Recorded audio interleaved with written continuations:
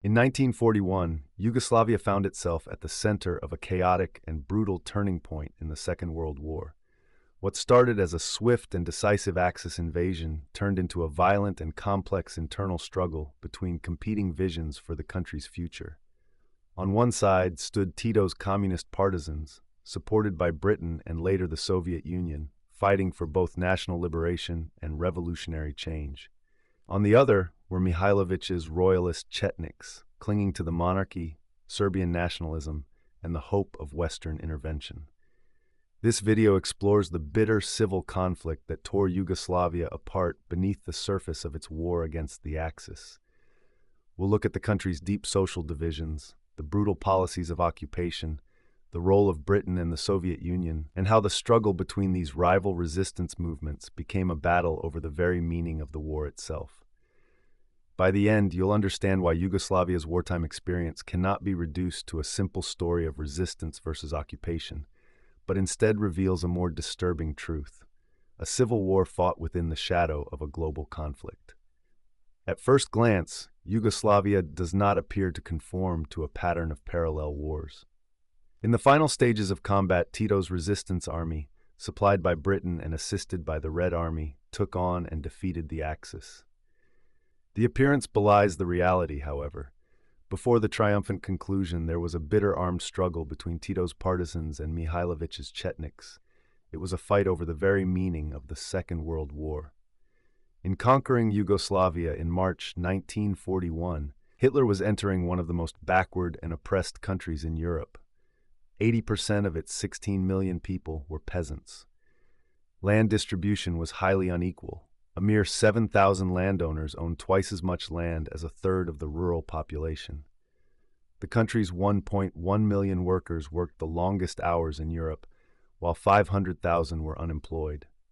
All this was presided over by an authoritarian royal government that banned the Yugoslav Communist Party as early as 1921. 8 years later, King Alexander abolished parliament and seized full power. He was assassinated and was succeeded by Peter II, who, being too young to rule directly, ceded power to his cousin, the regent Prince Paul. In the run-up to the Second World War, the country balanced uncomfortably between the Allied and Axis power blocs. In 1940, this led a British official to suggest bribing the general staff because rumor has it that several Yugoslav generals have built themselves villas with money supplied by the Germans. Perhaps we could help them to add wings? At the outbreak of the Second World War, the authorities were keen to be found on the winning side, but no one knew which that would be. Eventually, in 1941, Prince Paul's cabinet gambled on Axis victory and opted to sign its tripartite pact. Another section of the establishment, doubting the value of this alignment, launched a military coup. Prince Paul was deposed and replaced by the still underage King Peter. Mass anti-fascist demonstrations welcomed this outcome, but in a sign of its lack of conviction, the new government tried to play for time by adhering to the pact and simultaneously negotiating with the Allies. British representatives lamented the somewhat puzzling and rather discouraging news from Belgrade. Government seems to have put out a statement that their foreign policy isn't changed. In this chaotic situation, Hitler showed a typically brutal decisiveness and launched Operation Punishment to conquer the country. Military defeat was swift because the regime refused to arm the population or accept left-wing assistance. It was privately admitted that the government feared the occupiers less than the people, something shown by its treatment of the population in Belgrade. Gilas, a leading communist, described how under a hail of bombs, the police and the Serbian nationalist Chetniks, roaming the streets in trucks, were trying to establish order in a city that had been reduced from 300,000 to 30,000 inhabitants. They were shooting people, allegedly purging the city of its fifth column and its deserters. The very same policemen who had manhandled students and workers in recent years were rushing all over the city with Chetnik insignia. We communists had to hide, even though we were the staunchest defenders of the country. Gilas added that when King Peter's government fled to London, it left a feeling of great bitterness. There was something rotten in this government. a profound moral disintegration that was seeping down from the state apparatus, from the top military ranks. The Axis then dismembered Yugoslavia. A puppet state was established in Croatia, Bosnia-Herzegovina under the ferocious rule of Ustaša militias. Slovenia was split between German and Italian zones of influence. Italy took Montenegro. Serbia, under full German occupation and ruled by the quisling Nedic regime, lost territory to Hungary, Bulgaria, and Albania. Out of this turmoil emerged two resistance forces. The Chetniks of Serbia were a group of army officers who took their name from squads who fought the Turks during the First World War. They were led by Colonel Mihailović, who was duly appointed Minister of War by the exiled royal government. Although he claimed that as a soldier politics never interested me, he soon adopted the slogan, "With faith in God, for King and Fatherland." A fuller program emerged later. 1. Struggle for the freedom of the whole country under the scepter of His Majesty King Peter II. 2. To create a great Yugoslavia and in it a great Serbia, ethnically pure within the frontiers. 3. The cleansing of state territory from all national minorities and non-national elements. Like pro-imperialist currents elsewhere, the logic of the Chetnik program was to recover national independence so as to restore the pre-war social order with its divisive ethnic contours.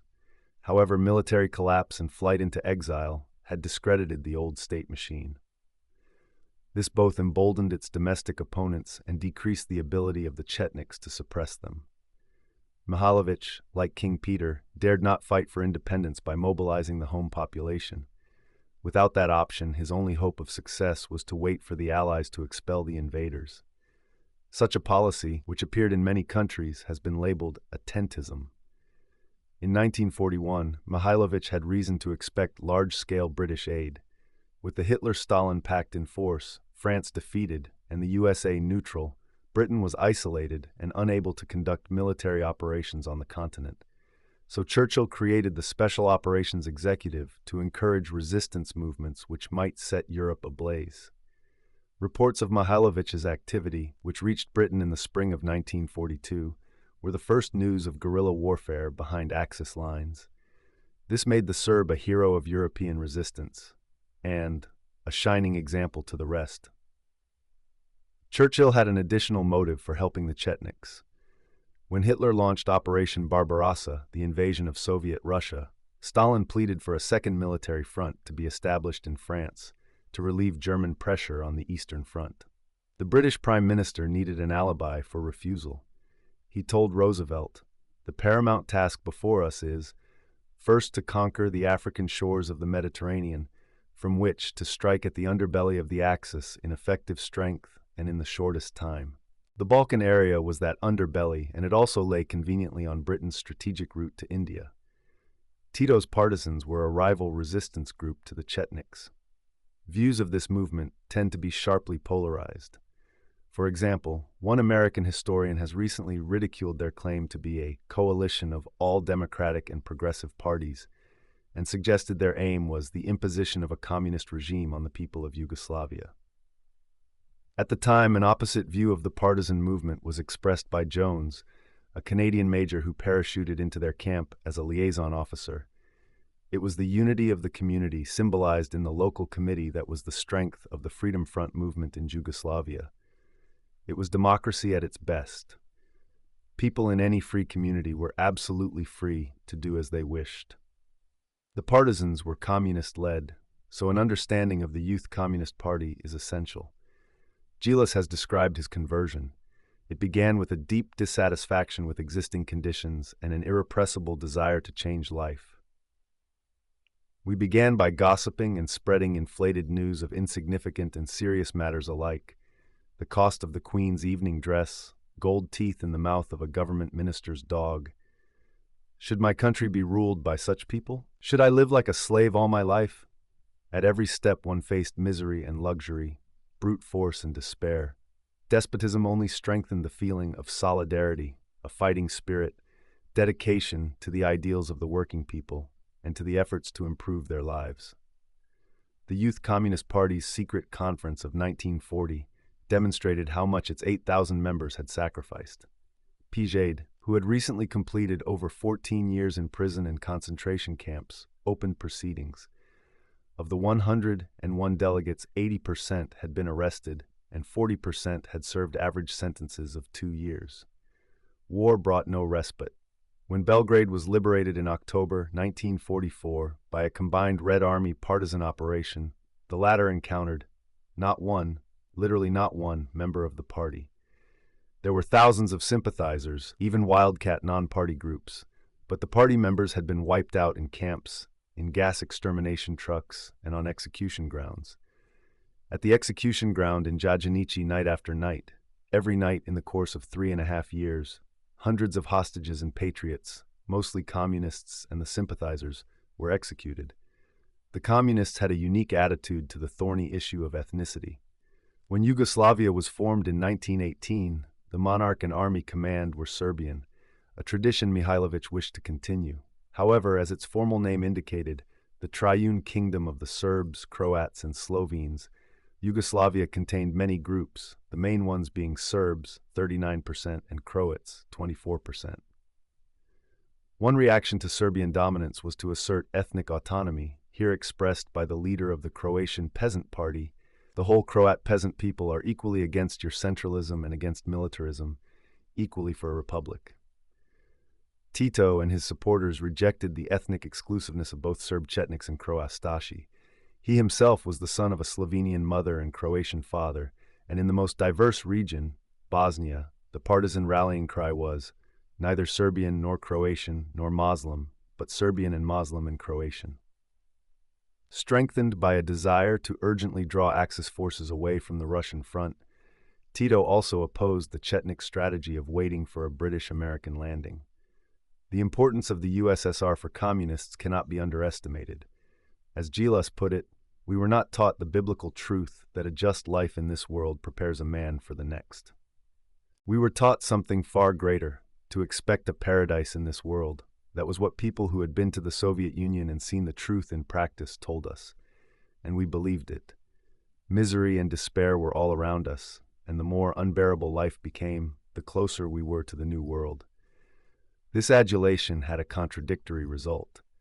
Although the partisans rejected both Axis occupation and a return to pre-war conditions, the YCP swallowed the Russian line that social demands must be laid aside until the defeat of the occupiers and their quislings. Tito was explicit. It was incorrect to call the national liberation struggle an anti-fascist revolution. The struggle was not on class lines, but on the lines of the national liberation struggle. If that limited the role of People's War, in the sense of discouraging social and economic demands, it was nevertheless true that beneath a shared rhetoric of unity against the invader, Chetnik and partisan movements struggled for fundamentally different goals. This emerged at the first meeting between Mihailović and Tito, when the communist leader held out the hand of friendship. He explained later, "Our idea, desire, and intentions were to unite all forces in the struggle against the invaders." Mihailović was an intelligent and very ambitious man. I offered him the supreme command. Mihailović ostentatiously refused the offer, rebuking the partisans for destroying land ownership records and supporting disorder. Even military cooperation was rejected. Mihailović claimed there was little point in mounting joint Chetnik partisan operations. Firstly, Axis defeat appeared so far off. Secondly, though he was forced to defend Serbs from Ustasha violence, he justified inaction against the Nazis by referring to Hitler's vow that 100 Yugoslavs would be sacrificed for every German loss. He could point to the 5,000 civilians massacred at Kraljevi and Kragujevac in retribution for 20 German casualties. The fact that Tito brushed aside such fears has led one critic to accuse him of using Nazi atrocities for his own ends. People escaping from such fearful retribution made useful recruits, and the breakdown of normal society is one of the keystones of revolution. This charge is unfounded. The communists were involved in all-out combat with the Axis because the longer they ruled, the more innocent civilians would die. Mihailović's refusal to act alongside Tito arose because he feared partisan victory would threaten the social order, something which took precedence over his desire for national liberation. Mihailović is reported to have said, "His main enemies were the partisans, Ustasha, Muslim, and Croats, in that order, and only when he had dealt with them would he turn his attention to the Germans and Italians. 36. This policy was confirmed in Chetnik practice and justified the suspicion expressed by Djilas in March 1942 that, to protect their privileges, the Greater Serbian gentlemen in London have begun a class war, their tactic being to destroy the most dangerous opponent, that is, the Communist Party and the partisan movement, while temporarily collaborating with the remaining opponents. The adherents of the London government have had to take the path of open collaboration with the invader because of the force and scope of the national uprising against that invader. 37. An important difference between Chetniks and partisans was the backing for their movements. If Mihailovich looked to the exiled government in London, Tito's forces depended on mass support from below. The process began with a spontaneous uprising in Montenegro during July 1941. Djilas was on the spot. The entire population, those with rifles and those without, rose up against the invader. Gathering at customary meeting grounds, the men came, young and old, grouped by families, villages, and clans, and set out against Italian garrisons in towns. Poorly organized but enthusiastic, they were given leadership by the communists. Not everyone agreed to communist leadership, but no one was strong enough to challenge it. The communists were not only the sole organized force, but a new one, uncompromised. Their propaganda concerning the rottenness of the ruling parties had been confirmed in the recent war. No other political movement could have waged the struggle, for all were confined by regional bounds or carried away with excessive ethnic nationalism. 38. In September 1941, further attempts to bridge the widening gap between Tito's and Mihailovich's positions failed. On 1 November, Chetnik forces attacked the partisans' headquarters at Uzice. The counterattack came within 1 kilometer of Mihailovich's base at Ravna on 12 November. 39. The very next day, his representative sat down with the head of German intelligence to ask for aid to fight communism. 40. The die had been cast, and soon the Mihailovich camp was sending out messages like this. The attempt of the communists to penetrate into Serbia has been repulsed by us, and now we are to further our operations until their extermination, which can be accomplished if our units are not in conflict with outer forces. German forces have not interfered with us in this last operation, even though we do not have any contact or agreement with them. So that we will not make difficult or jeopardize the arranged operations against the communistic group, it is necessary to stop all operations against the Germans, but the propaganda must continue. 41. The extermination of the partisans required arms, and the Chetniks were not fussy about where these came from. An officer of the Office of Strategic Services, OSS, the U.S. equivalent of Britain's SOE, attached to the Chetniks reported instances where the Wehrmacht left them truckloads of weapons. 42. Another alleged that Chetniks were fighting with the Germans and Italians against the partisans. 43. Intercepts proved that the Germans were receiving intelligence on a routine basis from some Chetnik units in relation to the location and movement of partisan forces, and identified particular Chetnik commanders in joint operations with the Germans against the partisans. 44. Despite this, it is important not to bracket Mihailovich with quisling figures like France's Marshal Pétain or Yugoslavia's own Nedic. The Chetnik leader reflected the interests of an allied government in exile and was driven to collaborate by the logic of the parallel wars. The Germans may have worked with the Chetniks against the partisans, but they did not want the 60,000 Chetnik soldiers to increase in number. So not long after the 1941 meeting with German intelligence, Mihailovich faced a near-fatal German assault. Far from turning to action against Nazism, this only strengthened his determination to wait for the Allies, and he directed his followers either to return to their villages and await orders, or take cover among Nedic's forces. Historians have debated whether this move signified open collaboration or self-protection. Apologists talk about how bearing arms for Nedic was necessary camouflage, and most of the men in these units were loyal to Mihailovich. Critics see it as a policy that the Chetniks and Nedic government should cooperate in the struggle against the partisans. Whatever the correct interpretation, the Chetniks were not primarily anti-fascists, but fought to re-establish the old order in league with the imperialist Allied powers. What of the partisans? They were involved in a fight whose savagery was shocking even for the Second World War. The overall death toll in Yugoslavia exceeded 1.7 million victims, or 11% of the population. 49. In a partisan stronghold he visited, Jones found women scarred by the memory of their menfolk being enticed to the local church by appeals for labor from Italian officials, and their locked-in petrol poured in through the windows and the church set on fire, with machine guns surrounding the pyre that none might escape. 50. The murderous Croat Ustashi exhibited a ferocity that horrified even the German and Italian authorities. 51. By the end of 1943, the 300,000 partisans were holding down some 200,000 Germans and another 160,000 auxiliary troops. 52. But the cost was high. The partisans lost 305,000 men and more than 400,000 were wounded. 53. Yet they should not be portrayed as whiter than white. For example, Gilas himself felt uneasy about some of their methods, because imprudent, hasty executions, along with hunger and war weariness, were helping to strengthen the Chetniks. Even more horrible and inconceivable was the killing of kinsmen and hurling of their bodies into ravines. 54. Furthermore, Tito himself was not above negotiating with the occupiers, who were always ready to use divide-and-rule tactics. In the spring of 1942, discussions of a prisoner exchange with the Germans developed into something more ambitious. The partisans had been on the run and just survived a crucial battle with Chetniks on the Neretva River. They were hoping that the Wehrmacht might accept a ceasefire that would allow them to return to Serbia, their original base. Gilas was one of the negotiators, and he describes Tito's approach in these terms. There was not a word about the cessation of fighting between the Germans and ourselves, but this was understood. 55.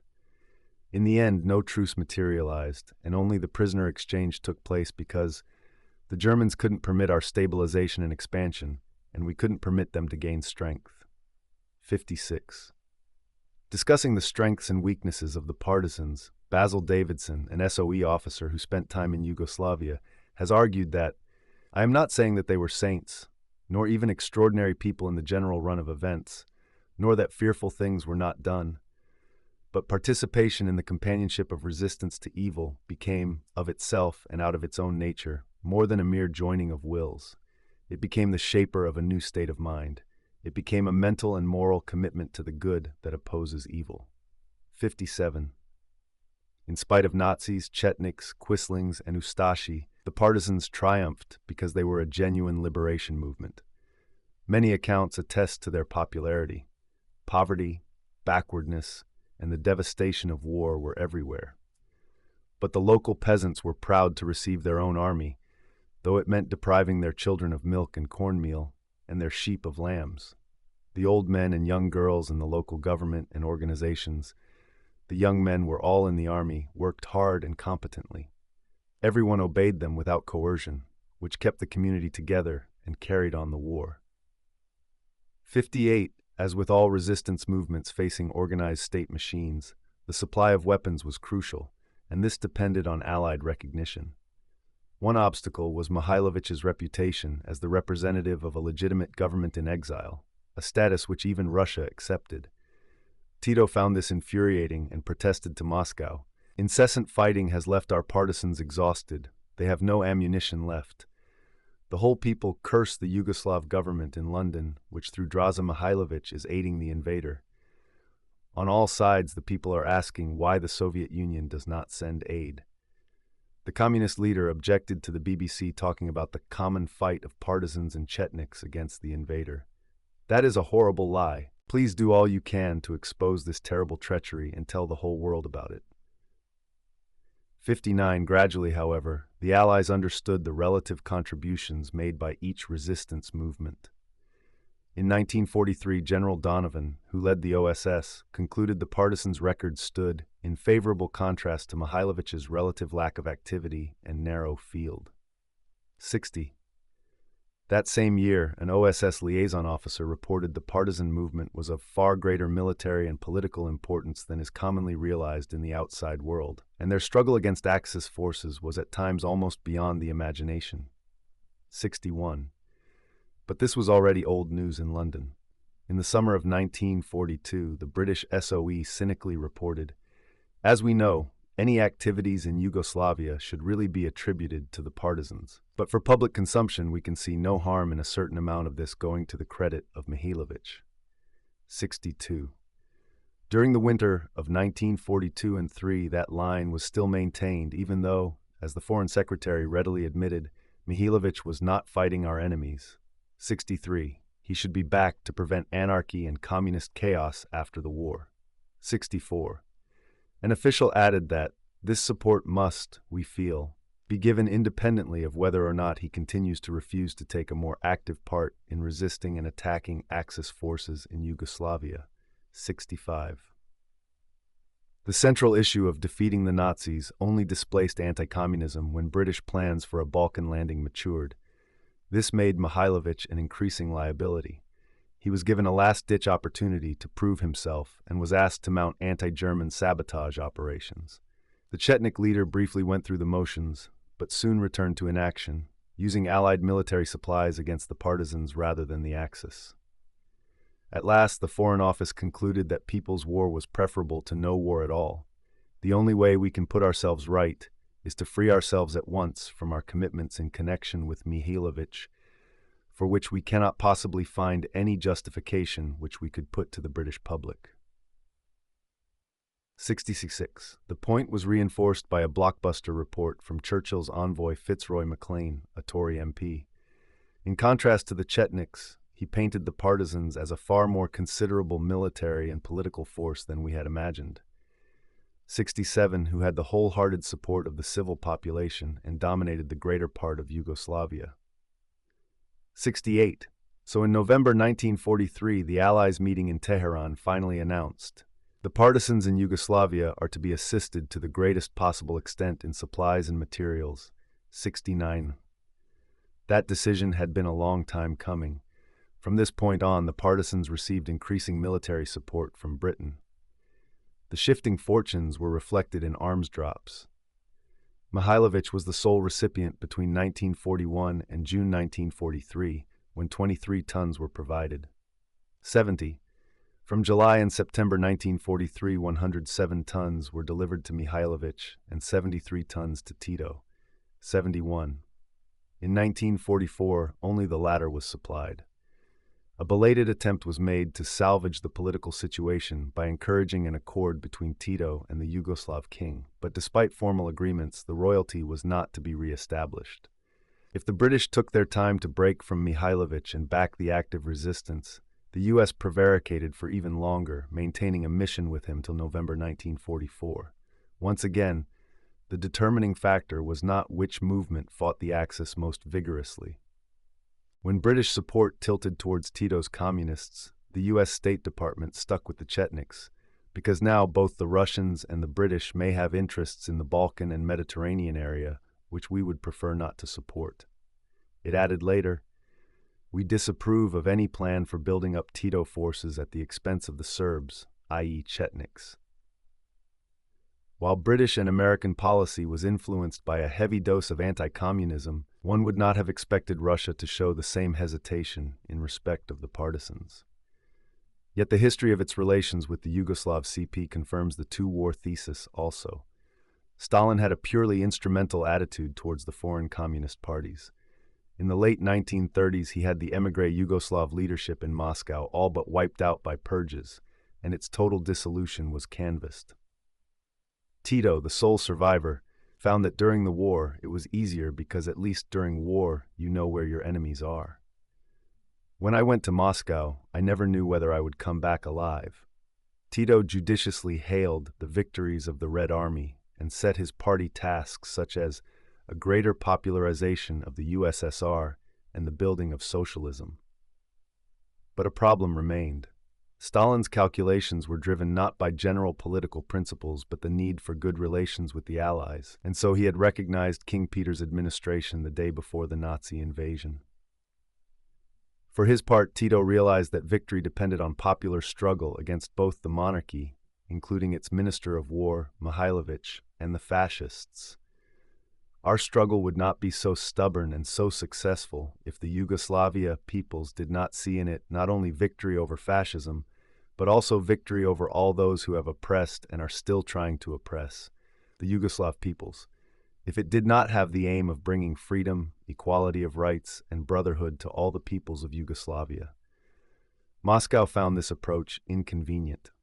In August 1941, the Kremlin criticized the formation of a partisan liberation committee. Further, Dimitrov, Tito's Kremlin link, instructed him to not raise the question of the abolition of the monarchy or put forward any Republican slogans. For a long period, the Moscow-run Free Yugoslavia radio station refused to mention Chetnik collaboration with the Axis or publicize partisan struggles. 80. When the 1st Proletarian Brigade, composed of mobile shock troops from the core of the partisan army, was established, Russia complained that this would provoke British suspicions of the partisan movement taking on a communist character aiming at the Sovietization of Yugoslavia. 81. It was not as though the pain of Moscow's criticisms were assuaged by any practical aid. An exasperated Tito radioed Dimitrov that hundreds of thousands of refugees are threatened by death from starvation. Is it really impossible, after 20 months of heroic, almost superhuman fighting, to find some way to help us? The reply was evasive. The moment there are conditions, we shall do all that is most urgent. Can you possibly doubt this? 82. In August 1942, Tito asked why nothing was broadcast about the traitorous role of the Yugoslav government and of the superhuman sufferings and hardships of our people who are fighting against the invaders, the Chetniks, the Ustashi, etc. Don't you believe what we are telling you daily? 83. It took until the Tehran conference, when the worst of the Yugoslav fighting was over, for the Kremlin to go beyond carping from the sidelines. At last, supplies were forthcoming, and the Red Army joined partisans in liberating Belgrade.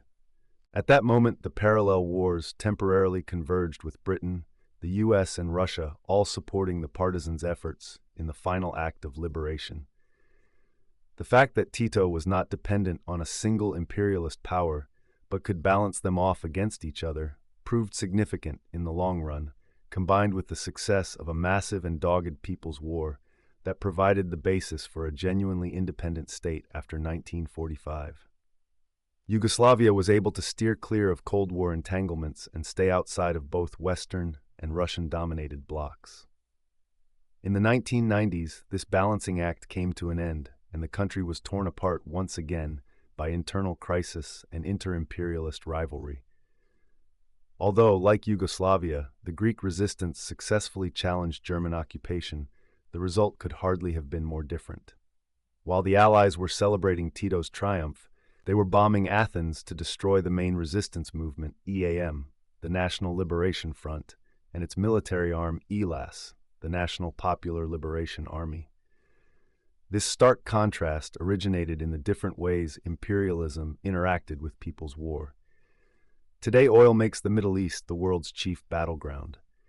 In the 19th and early 20th centuries, it was the Balkans which saw the fiercest conflicts. Here, the tectonic plates of the Russian, British, Austro-German, and Turkish empires overlapped. Greece held a unique place within this unstable zone. In 1821, inspired by liberal revolutions in America and France, it won a fragile independence from Turkey. However, to withstand the pressure of its Russian-influenced Slavic neighbors, it always depended on a close alliance with Britain. Support was willingly provided because Greece was a key transit point on the route to India, and so London defended the puppet monarchy in Athens, even if this included suppressing its own people. In 1936, the Greek king appointed a fascist dictator, General Metaxas, to forestall a general strike. He, like rulers before him, proceeded to detain some 50,000 Communist Party, KKE, sympathizers.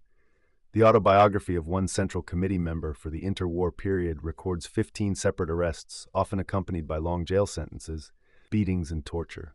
Metaxas consciously emulated the Third Reich with his promotion of the Third Hellenic Civilization, and maintained that, if Hitler and Mussolini were really fighting for the ideology they preach, they should be supporting Greece with all their forces.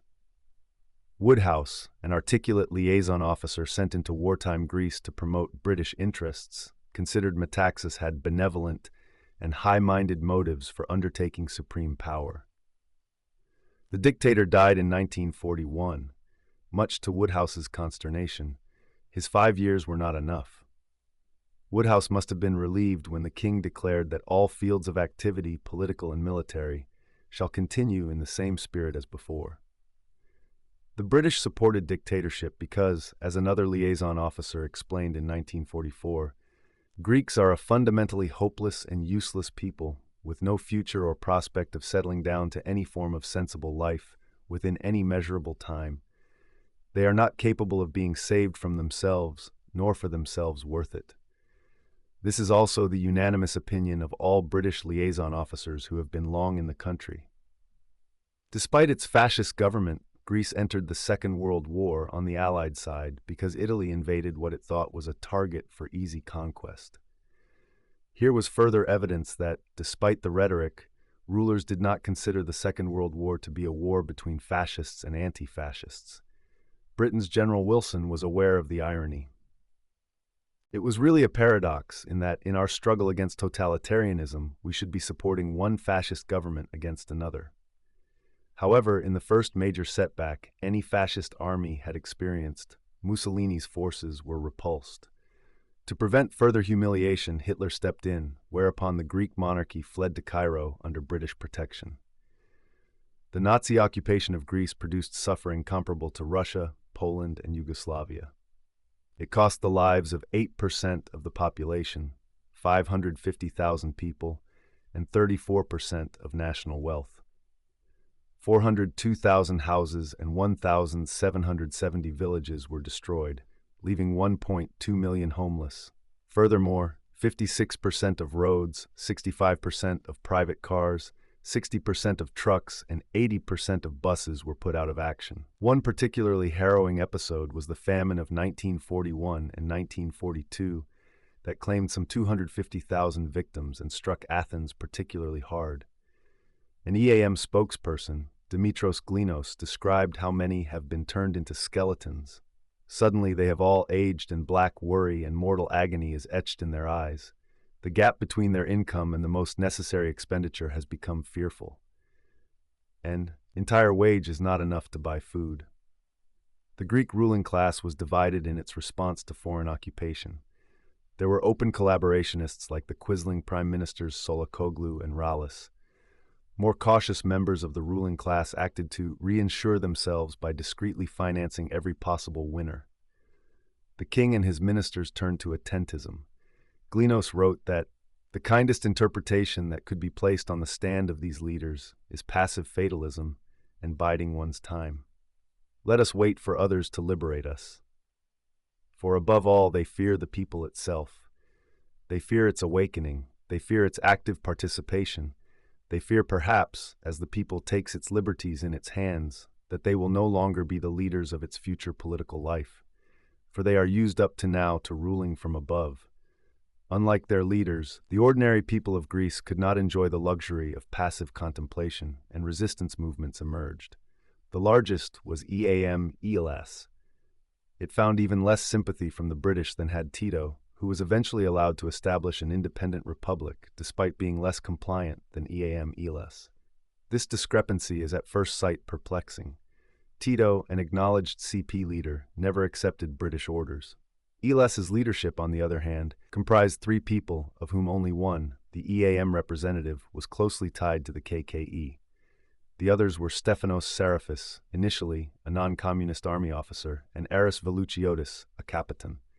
The capitans were a group of bold, charismatic, and fiercely independent chieftains who had appreciated the possibilities of armed resistance earlier than anyone else. Aris was nominally communist, but spent the war in revolt against its orders, being described by the KKE General Secretary as an adventurous and suspect person who is helping the forces of reaction.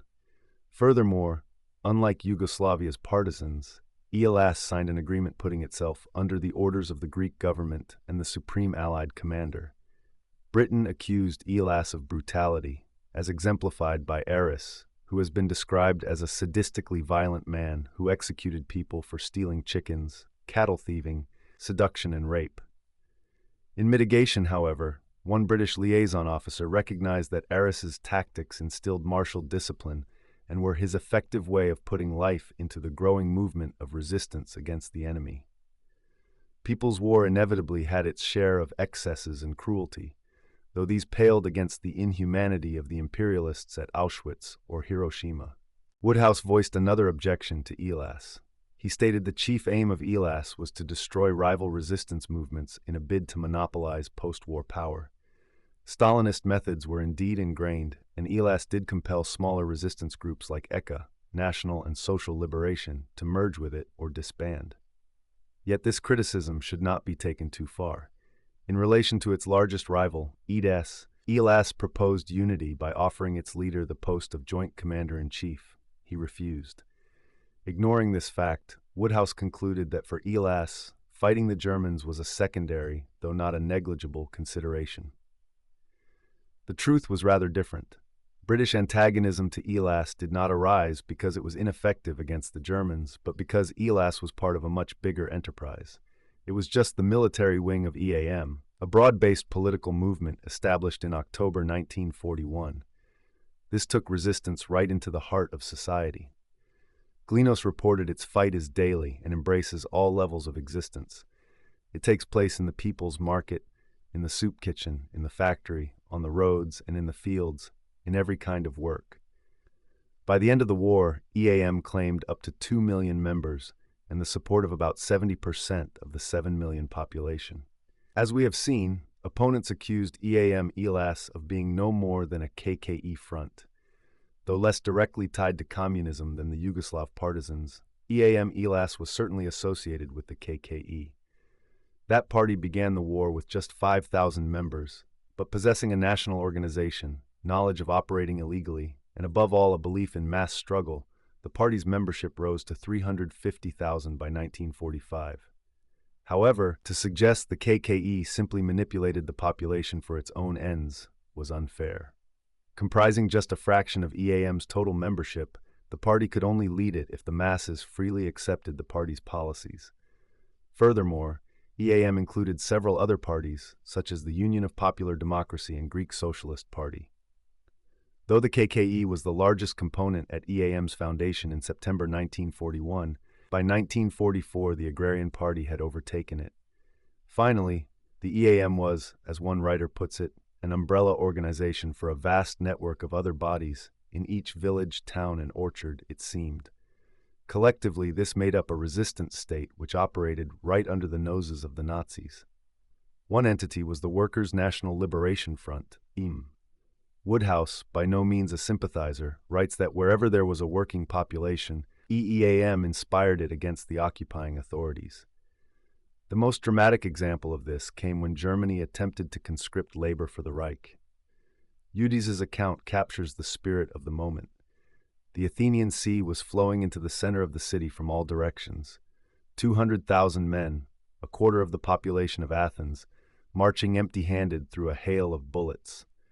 The Athenians charged, insane but irresistible, transported towards their objective with a battle-crazy momentum that could not be touched by mere blood, by a scattering of deaths.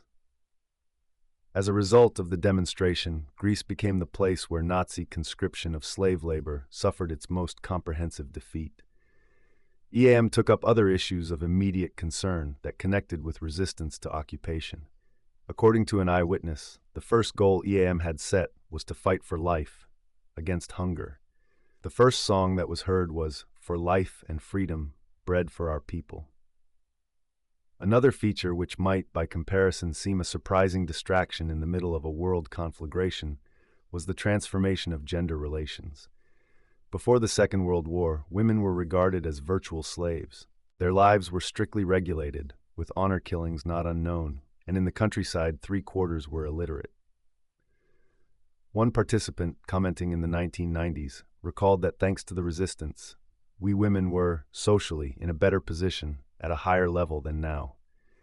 Our organization and our own government gave so many rights to women that only much later, decades later, we were given. For the first time, women voted and shared in the clandestine election of a provisional government for Free Greece. This body announced that all Greeks, men and women, have equal political and civil rights. Women deputies and judges were elected, and equal pay decreed. This was practical politics. EAM-ELAS could not afford to overlook the contribution of half the population, and once involved, women changed themselves. I couldn't go anywhere without my parents knowing where I was going, whom I was going with, when I would be back. I never went anywhere alone. That is, until the occupation came and I joined the resistance. In the meantime, because we were right in the midst of the enemy, we had an underground press there at the house. It was very dangerous, but my parents had to support us. Equality was not a paternalistic gift. The minute you confront the same danger as a boy, the minute you also wrote slogans on the walls, the moment you also distributed leaflets, the moment you also attended protest demonstrations along with the boys, and some of you were also killed by the tanks, they could no longer say to you, you're a woman, so sit inside while I go to the cinema. You gained your equality when you showed what you could endure in terms of the difficulties, the dangers, the sacrifices, and all as bravely and with the same degree of cunning as a man. Those old ideas fell aside. That is, the resistance always tried to put the woman next to the man instead of behind him. She fought a double liberation struggle. Thus the partisans, known in Greece as Andartas, included a women's regiment, 46. This perturbed Woodhouse, who complained to London that many weapons are wasted in the hands of women. 47. But the new role of Greek women reflected a recurrent aspect of People's War.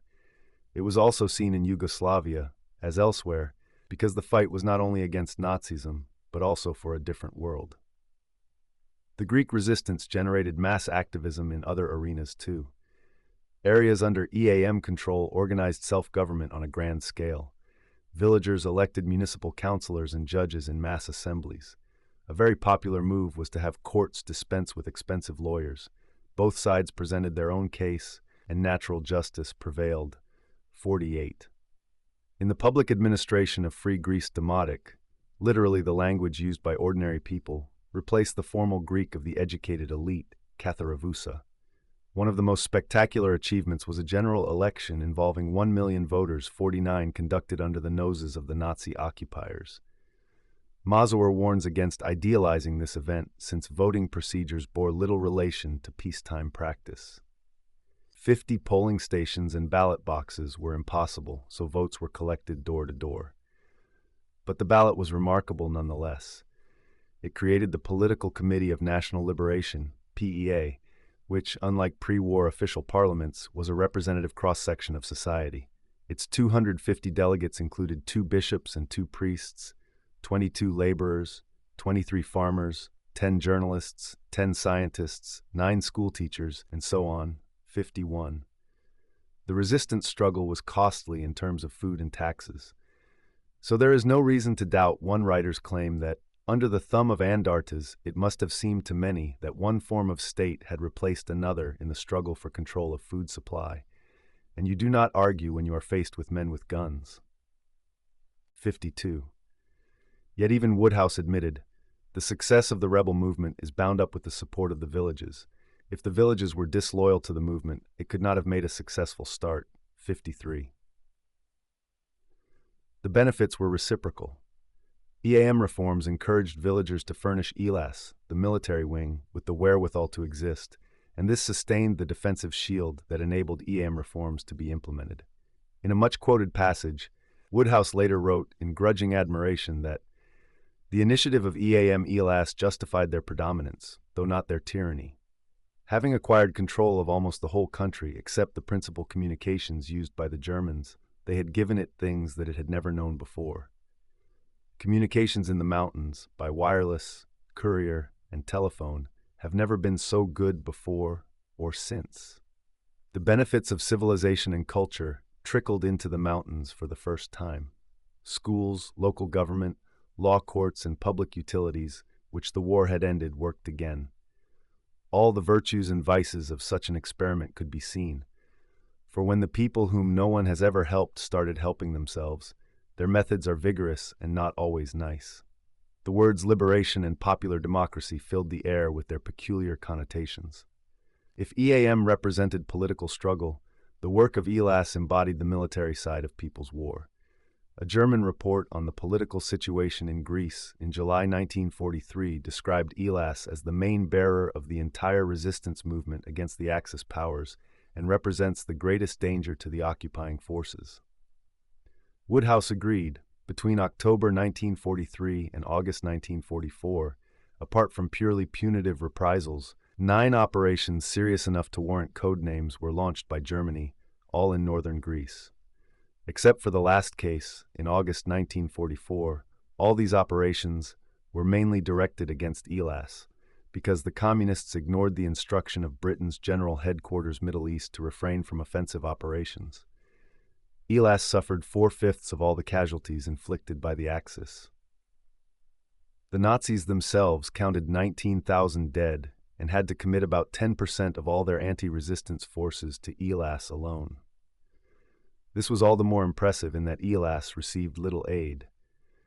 Its commander affirmed that he could have doubled the 50,000 Andertes deployed if properly equipped, and Woodhouse's predecessor as Chief British Liaison Officer, Myers, calculated that London provided less than 1/6 of ELAS's arms.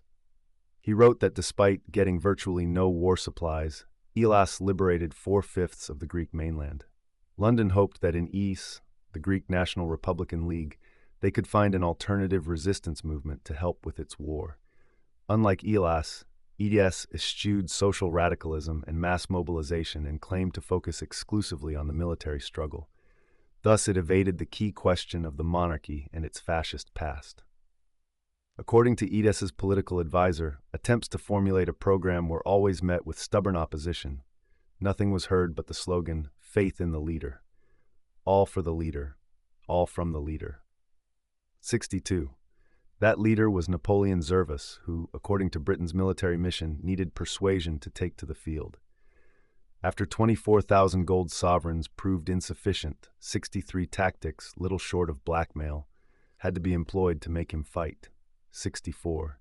EDS's 12,000 guerrillas were totally dependent on Britain's generous assistance. 65.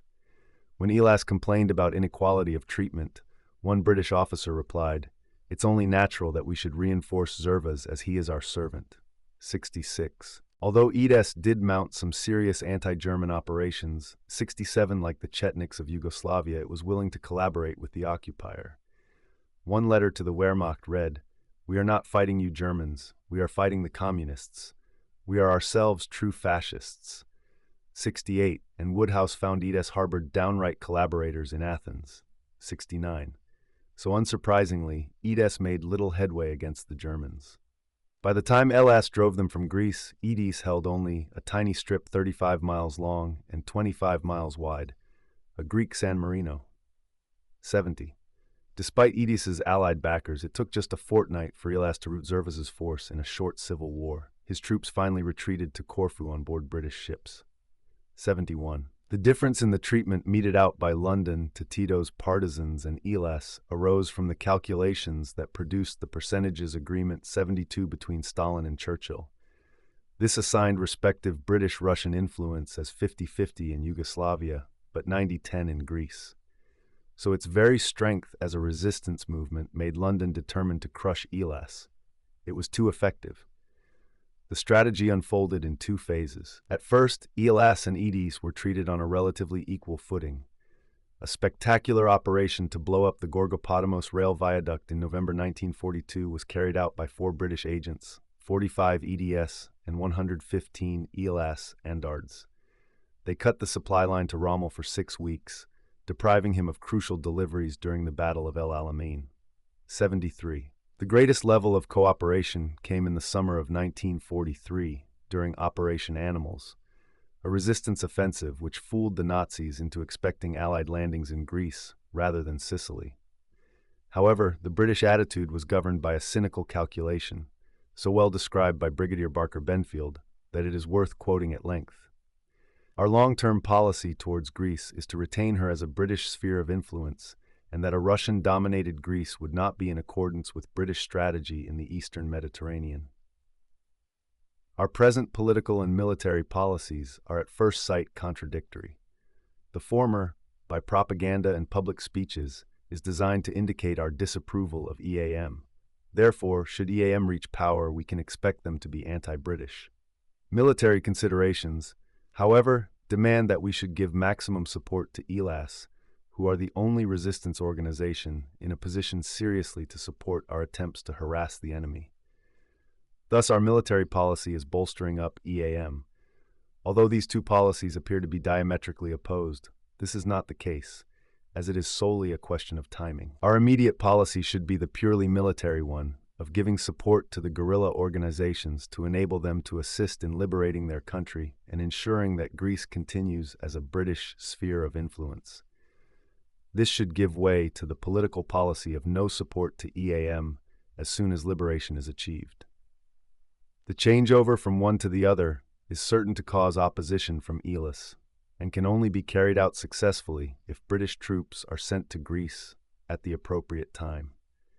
These troops would have two roles: firstly, that of hitting the Germans where they are weakest, and secondly, that of ensuring a British military control of the whole country. The changeover from military policy to political policy can be dated to mid-1943. Before that time, General Wilson welcomed ELAS help, saying "Bravo" to the guerrillas. Afterwards, he ordered that all operations cease immediately and all guerrillas remain quiet. Churchill's shift in attitude was equally marked. Once he described ELAS as gallant guerrillas containing 30 enemy divisions. Now they were, in many cases, indistinguishable from banditti. In April 1944, the exiled Greek army in Egypt were subjected to the new policy. Britain and the United States insisted the king would be re-established, although they knew full well that apart from Republicans, there were no other organizations in Greece visible without a microscope. 77. When the 2nd Brigade protested 78, Churchill accused them of an undignified, even squalid exhibition of indiscipline, which many will attribute to an unworthy fear of being sent to the front. 79. The reverse was true. They had long been asking to be sent into action, and instead were now threatened with being disarmed. They replied, "We hold our weapons to liberate our country. We do not wish to surrender these arms which we glorified with our blood in Albania, in Macedonia, in Crete, and at Alamein. We request that the order for our disarming be rescinded, and that we be sent immediately to the front to fight." However, imperialist politics outweighed defeating fascism. Churchill ordered that the brigade be rounded up by artillery and superior force and let hunger play its part. 81. Starved into submission, up to 20,000 men were sent to North African concentration camps. 82. The rest of the Greek army was then purged of all dissidents. 83. The lengths to which Britain would go to secure the defeat of ELAS were revealed when the Wehrmacht began to withdraw in late 1944. Neubacher, the chief German official in Greece, was perplexed by the strategy the Allies adopted.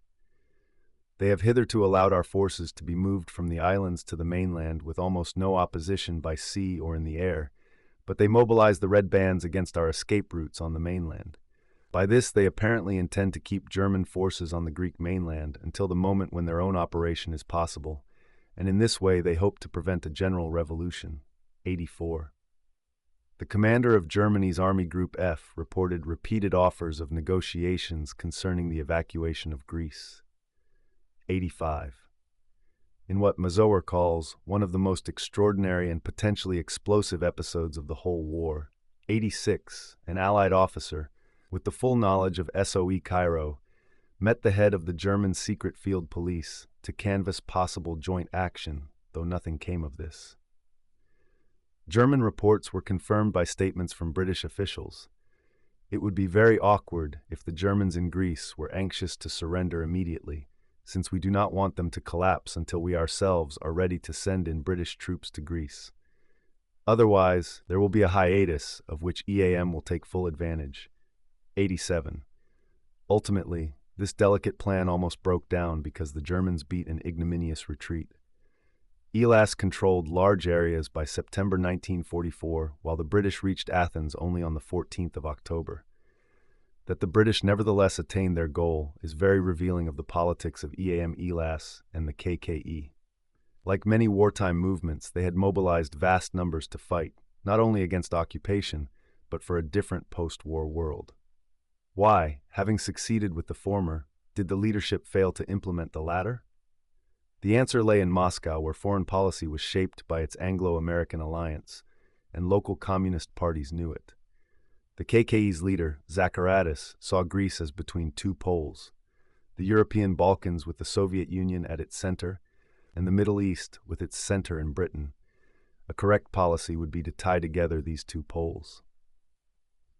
After Zacharadis was shipped off to Dachau concentration camp, it fell to Tsiantos to implement the updated line of 90-10 shares.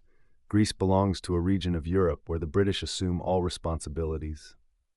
On his release in 1945, Zacharadis took charge once more and was proud to declare, from the very first day, the People's Liberation Movement invested sincere efforts, trying to achieve understanding and cooperation with Great Britain to help that country master its great difficulties, the crisis through which it was going in the Mediterranean. So leaders of the Greek People's War were mentally disarmed before British imperialism. This was exemplified by the PEA, the body created by the clandestine general election. It spoke in conciliatory terms, declaring support for the Atlantic Charter and the Allies' Tehran Conference, and asked only that it be included in a future Greek coalition government. At this point, face-to-face encounters between the royal government in exile and the guerrillas became possible when a mountain airstrip permitted resistance representatives to travel abroad. When they met the government in exile, the Greek resistance, including both EAM-ELAS and EDS, discovered each inhabited different worlds. The Greek PM was very uncertain about the continuance of the resistance movement at all. It might be better to urge the guerrillas to return to their village and cultivate the land. British officials on hand agreed. There has never been any doubt that our long-term political interests would be better served by an inactive sabotage policy. After hearing this, the resistance delegation was abruptly dismissed. Even the EDS delegate was outraged. We were transported like prisoners to the airport. Because we disturbed British policy and the plans of the king, we were undesirables. 95 EAM-ELAS now had to choose between continuing its Free Greece government based on the aspirations of the People's War or cooperation with Britain. It chose the latter. 96. The way was smoothed by a marginal shift from the monarchy. To regain any support at home, it would have to temporarily work with the guerrillas. The result was the Caserta Agreement, whereby PEA members joined the government in exile, now renamed Government of National Unity.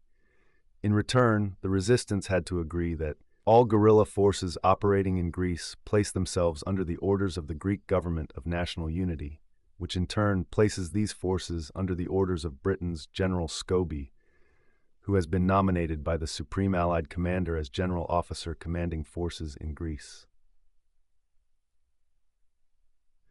To prove its sincerity, EAM-ELAS forbade any attempt by any units under their command to take the law into their own hands. Such action will be treated as a crime and will be punished accordingly. 98. Russia played its part. EAM-ELAS had awaited a Soviet military mission with great anticipation, not just because of apparently shared political beliefs, but as an alternative source of military aid. 99. When it arrived, the mission delivered an abrupt shock. 100. It offered no support, but ordered the resistance to enter the government of the detested king. 101. This sacrificing of the People's War was criticized from within the resistance itself. At a crisis meeting in the summer of 1944, even the Communist Secretary of EAM denounced the betrayal. 102. Woodhouse recounts that, inside the KKE, the apostles of direct action under Aras Velouchiotis were openly spoiling for a new fight. The apostles of political infiltration under Tsiantos were wondering whether to persevere with the government in exile. 103. In Eudis's account, the argument has been interpreted as a division between imaginative partisan tactics and doctrinally correct urban struggle policy. The Endartes and Kapitans were unorthodox by comparison with the Stalinist ideal, and recoiled spontaneously from the centralism and quasi-industrial organization of the Orthodox Revolution. The KKE's Central Committee was prepared to renounce the guerrillas at the decisive moment to preserve an abstraction. 100 Fort Heelan. There may have been an element of this in play. One of the built-in tensions in all anti-fascist resistance was between its social driving forces and the demands of military strategy. Though Clausewitz's axiom is correct, politics and their military expression are not identical. In many parts of Europe, communist organization was based on the urban working class, but until the final showdown, partisan warfare avoided Wehrmacht concentrations, which were located in towns. So there was a disjuncture between the two, which meant guerrilla resistance did not follow a conventional proletarian model. This was true in mainland Greece, where the Andartes operated in the mountains. 105. However, this town-country split was not paramount. A more important factor was the contradictory position of the KKE leaders caught between People's War and Imperialist War. That proved a fatal weakness at the moment of Nazi withdrawal. When the British arrived in Athens, just 48 hours after the German departure, the royal government had virtually no representation on the ground.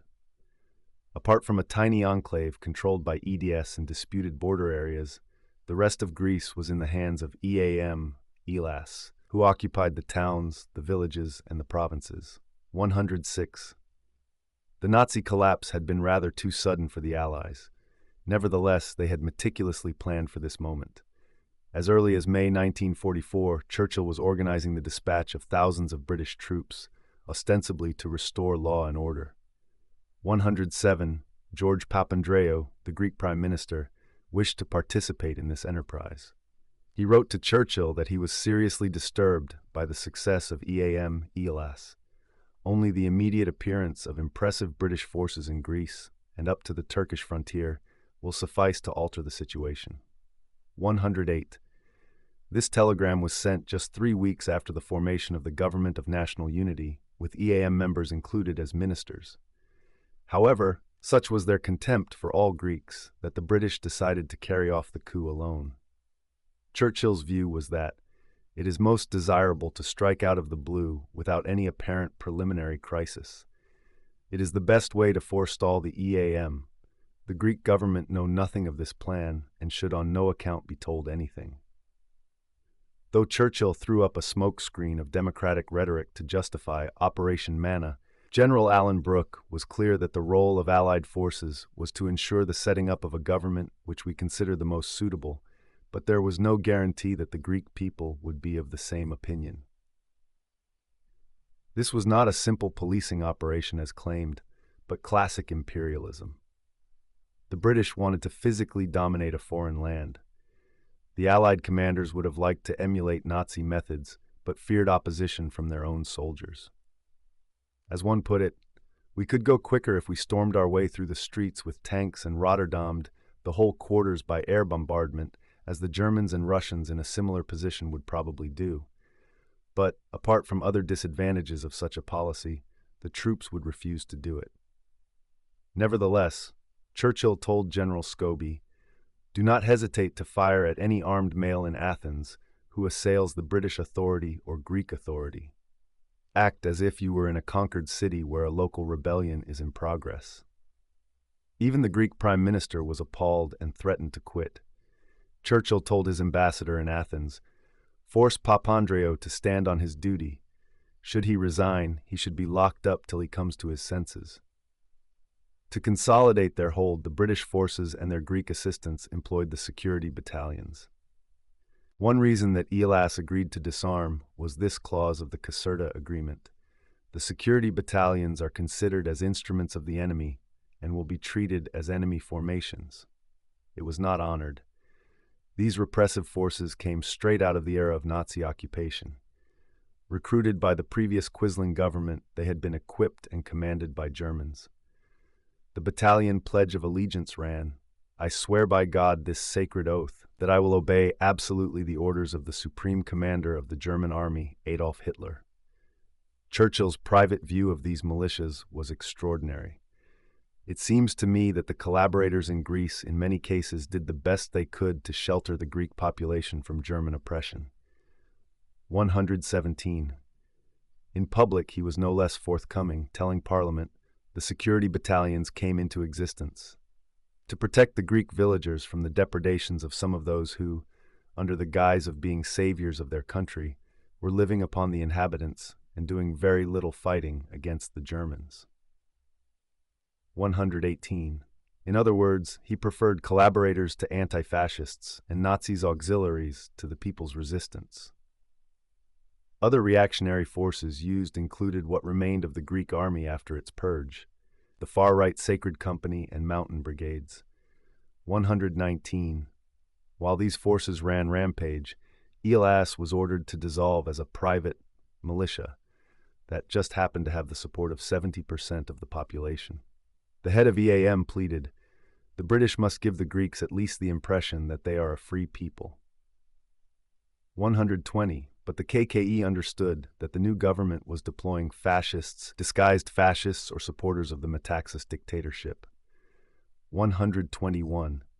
Nevertheless, it still hoped to avoid confrontation, and in the face of open violence from the British and Greek governments told its members, "Communists, you stood as champions of the national and popular uprising.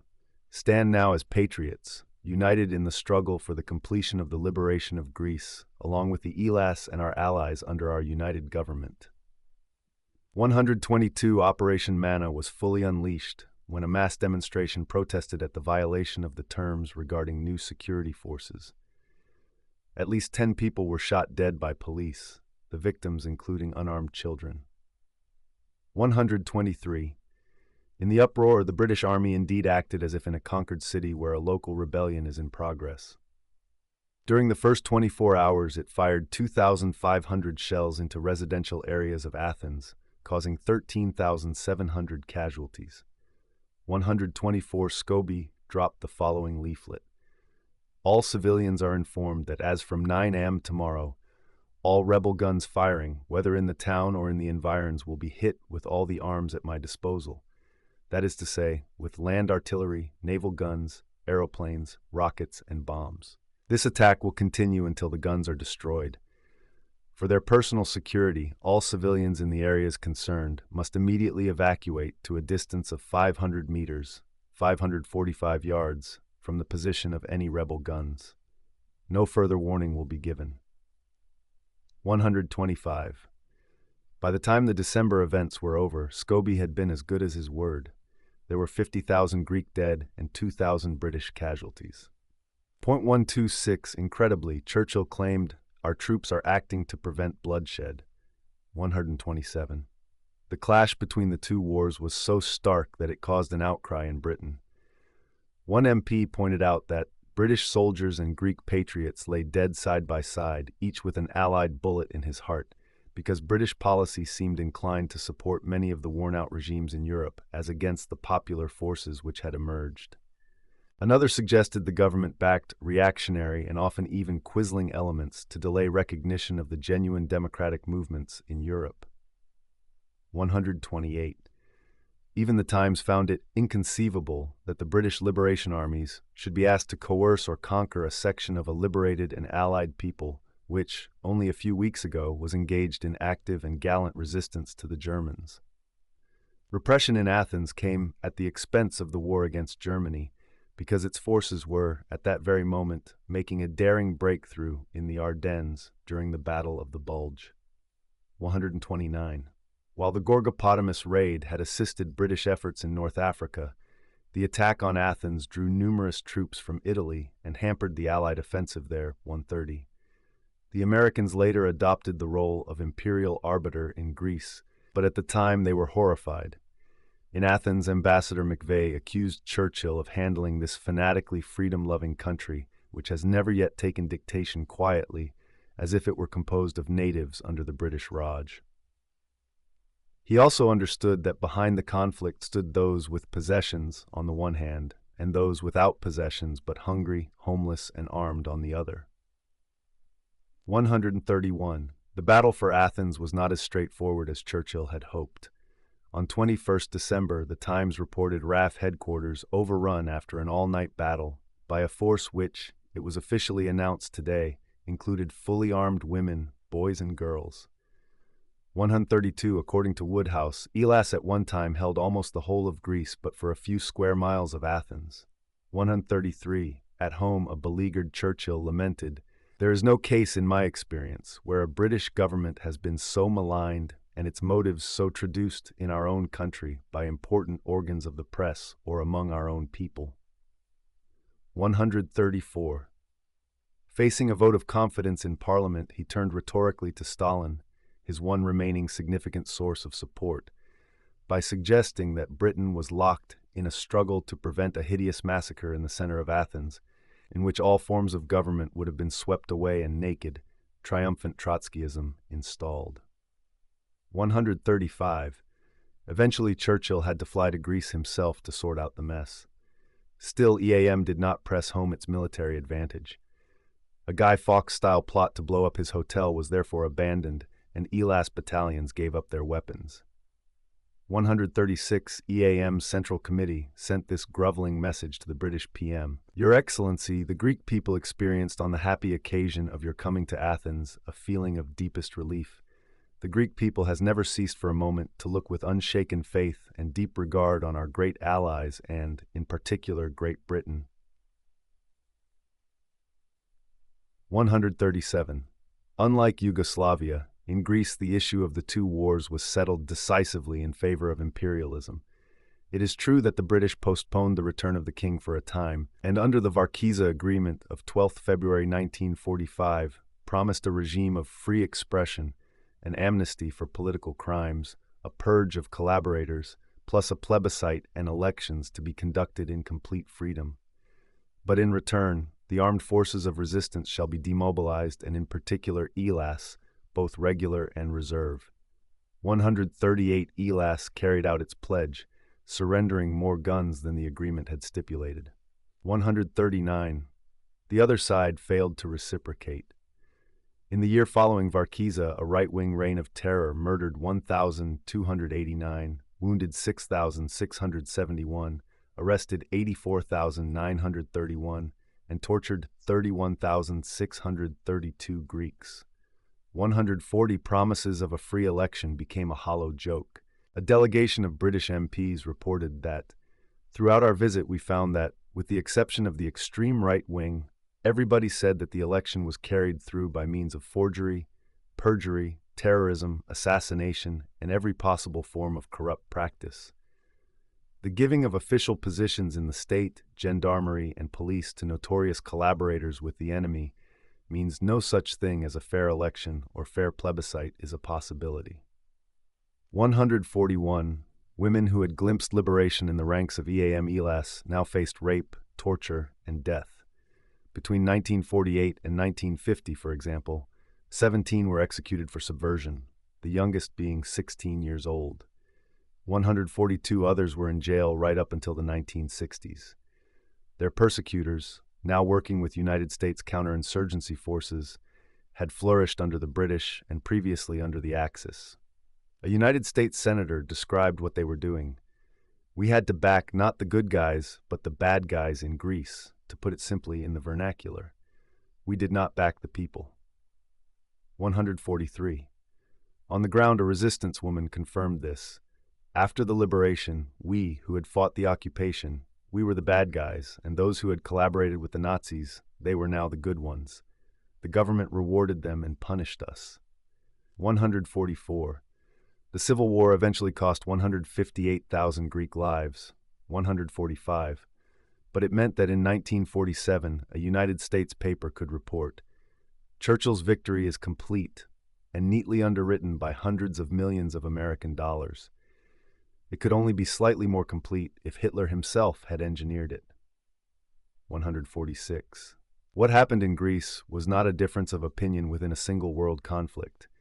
It was two types of war clashing to such an extent that bombs, tanks, torture, rape, and prisons decided the outcome.